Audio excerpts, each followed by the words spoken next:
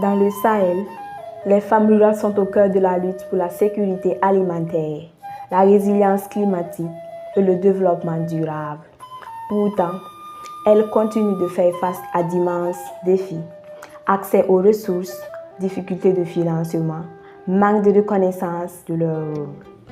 À Manga, au Burkina Faso, des femmes venues du Burkina, du Mali, de la Mauritanie, du Sénégal, du Tchad se sont réunies pour une formation unique, portée par Sifor Ikraf et Rupafer dans le cadre de la Grande Muraille Verte.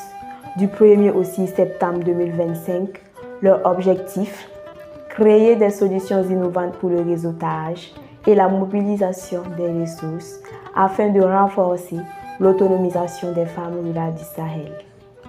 L'ouverture fut inédite. Madame le gouverneur, les autorités communales, les services techniques locaux étaient présents. Ensemble, ils ont parcouru les stands d'exposition, découvrant la diversité d'innovations venues de 5 pays participants. Pour certaines, ce fut une découverte.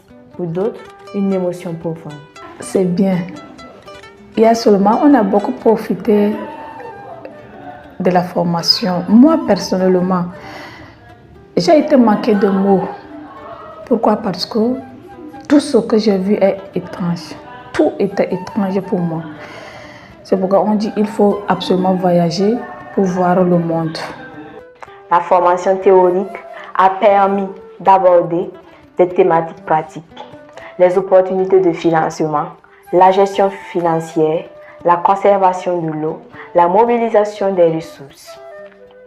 Puis, la formation a basculé vers des ateliers concrets, la transformation agroalimentaire, la production de cosmétiques, mais aussi des techniques innovantes comme l'élevage de la volaille, la préparation du bokashi, la mise en place de pépinières et même le recyclage des sachets plastiques.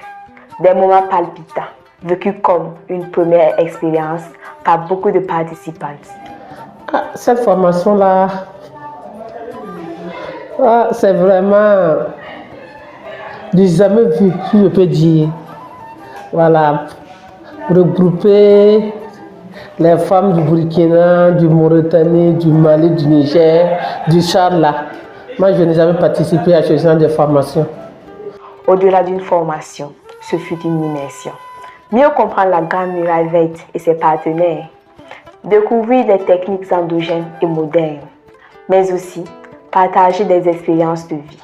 Une visibilité qui a traversé les frontières. Je n'avais pas une idée de la Grande Muraille auparavant, mais actuellement, je viens d'apprendre ce que c'est la Grande Muraille Verte. La Grande Muraille Verte intervient beaucoup dans la protection de l'environnement. Et dans le cadre de la protection de l'environnement, il faut qu'on continue à sensibiliser nous les femmes. De la théorie à la pratique, les participantes ont acquis de nouvelles compétences, renforçant leur savoir-faire en transformation, en gestion et en innovation, de la salle aux casseroles, des recettes agroalimentaires aux produits cosmétiques. La diversité des apprentissages fut impressionnante. Et je peux dire que lors des 2 formations, que ce soit la théorie et la pratique, j'ai beaucoup appris. Parce que le premier point d'abord, j'ai compris le rôle de Renafer au regard envers les femmes et de la Grande Muraille Verte aussi. Et concernant les pratiques, il y a beaucoup de mains qu'ils ont fait que je ne connaissais pas et que j'ai appris. J'ai beaucoup appris. J'ai appris à faire beaucoup de choses avec les femmes venues d'ailleurs et nos sœurs du Burkina. Et précisément un repas qu'on appelle un repas malien qui est fait à base d'arachide et de fonio que j'ai apprécié. Toutes venues de milieux ruraux, elles ont trouvé dans ce cadre homogène une facilité d'échange et une sonorité naturelle. Ces acquis ouvrent de nouvelles perspectives. Chacune repart avec une vision élargie, une ambition renouvelée, une énergie nouvelle. C'est une bonne idée d'avoir réservé ça pour nous femmes rurales parce qu'on se sent vraiment en famille, à l'aise et puis ça se passe très bien. Je pense que c'est la meilleure. L'atelier Mawa compte aussi plus qu'une formation, un espace unique de partage, un thème d'acquisition de connaissances, une véritable école de vie. Entre les discussions en salle et les pratiques sur le terrain, les visites ont marqué les esprits, les rizières et les ruches de Bangissom, l'unité de transformation de l'île Tamanga et la découverte de la production traditionnelle de Sumbala. Les femmes retournent avec des perspectives ambitieuses qui renforceront leur production.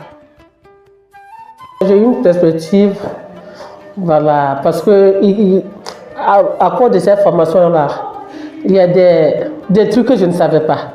Voilà, que je vais partir, mettre ça en œuvre, innover davantage nos produits. Voilà. Je vais aussi apprendre à mes soeurs et aux membres de notre coopérative comment faire ce genre de produits. On a eu à faire des sorties sur les terrains, on a vu des changements, même la fabrication de Sombala, on le faisait, oui, même très propre, mais j'ai vu d'autres choses qu'on peut aller expérimenter chez nous aussi. Genre les foyers améliorés qui sont vraiment très bien. L'aventure fut exceptionnelle, des expériences enrichissantes, mais aussi des recommandations qui tournent autour des renforcements des capacités, d'acquisition des matériels et des possibilités de financement. L'initiation, c'est vraiment amener les femmes à se renforcer davantage la capacité, surtout comment mobiliser les ressources, parce qu'on ne peut pas parler d'autonomisation sans parler de mobilisation des ressources. Ce que je souhaite à leur égard, c'est réellement accompagner les femmes dans leurs besoins, qu'on puisse demander clairement aux femmes ce qu'elles veulent et qu'on les apporte ça. Vous allez voir qu'elles vont avancer dans leur activité. Je suis venue apprendre à mes soeurs comment extraire l'huile de Nîmes, mais je le fais à froid, traditionnellement à la main. Il y a des machines pour ça. Et si vraiment on pouvait avoir un accompagnement de la grande muraille verte ou bien d'autres structures avec ce genre de machines pour mieux améliorer notre travail. Il faut qu'on jette un œil sur la zone rurale. Parce que le développement se passe d'abord là-bas. Le développement, la base du développement, c'est d'abord dans les zones rurales. Donc il faut un peu de financement pour qu'on descende sur le terrain, former nos femmes rurales. Au terme de cela, cet atelier restera un souvenir enrichissant, un retour marqué par la satisfaction et surtout des recommandations fortes pour une femme rurale épanouie et résiliente.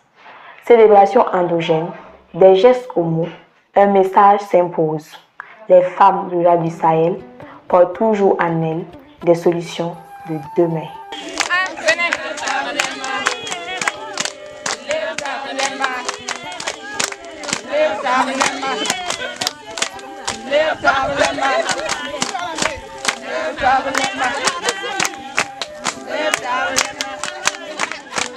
Live